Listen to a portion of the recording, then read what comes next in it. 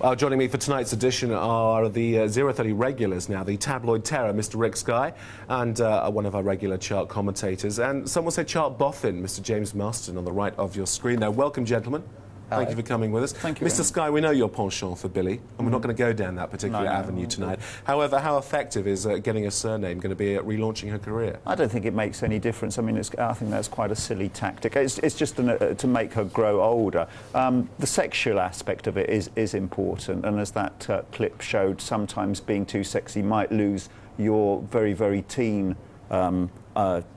fans. I have often found that with this particular show when I go over the edge. Yes, but you've kept a mature fan. I mean, that's what Billy wants. She wants to keep. You know, she's thinking of the future now, and she's hoping for older people to like her records. But in the end, it all boils. No matter how good the image is, it boils down to how good her records are. Well, and though you like this one, I don't think it's a great record, this one. Tar me with that brush originally. Let's talk about her chart-wise career. She's been rather successful, hasn't she, up to date? And this song is new out this week. How well do you think it'll do? She did fantastically well first time round. 2 #1 singles, all before the age while she was 16 years old. String of top 10 hits. So this one, almost certainly going to be #1, I think, anyway. That's sticking my neck out there. But, yeah, it's a dead cert hit. The fact that she's gone down the route of being very almost Britney-esque is certainly no coincidence. She's certainly aping these American stars that have emerged while she's been away, growing up, as it were. OK, more from these two gentlemen just a moment more. Mr. James Masterton is our guest. He's just over there, if you care to follow me. 200,000 singles selling. Amazing.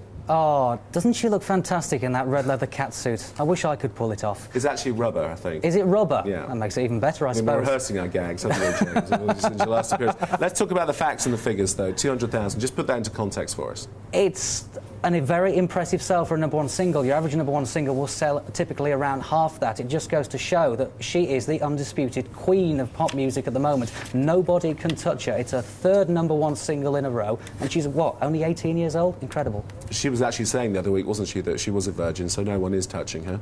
Well, that's what she's saying. There's still some dispute about that. They're wondering if that was a particularly genuine interview in which she did say those things. But, I mean, she is, I mean, she's, on the one hand, she's quite wholesome, isn't she? She's a clean-cut American girl next door, and on the other hand, she also has a sexy image, and I think people quite like that. There's 2 Britneys to choose from, isn't there? There is. Anyway, let's not talk about that. Let's talk about other things outside the chart. Top Loader have already had 1 hit so far. I thought this did remarkably well, considering perhaps the lack of video airplay it got.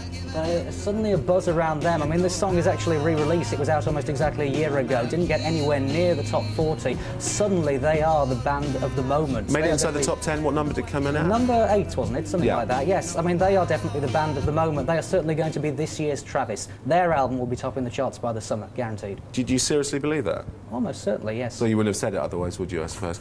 Faith, let's just talk about Lone Star, but a country in the chart as well. They've been out for a couple of weeks. What's your point about them? Well, this was the single that made history in America, the first country and western song for 20 years to top the American charts. A bit surprising when it only made number 23 over here, slightly underperforming, but it's refused to go away. It's hanging around. It's crept slightly back up the chart this week, suggesting it is gradually finding an audience, maybe not as big as the record company would like, but enough people are finding it appealing. Are you a little bit country, a little bit rock and roll? I am a little bit country. I love country music. I think it's really great. I don't like that kind of country music, which is what they call new country, which is too close to rock and roll. And I also think that you should have Faith Hill singing that. I bought that single today. Did you? Just want to say that Faith Hill, big star in America, had #1. New single called Breathe is actually out this week. Any predictions for next week's chart, Sunday?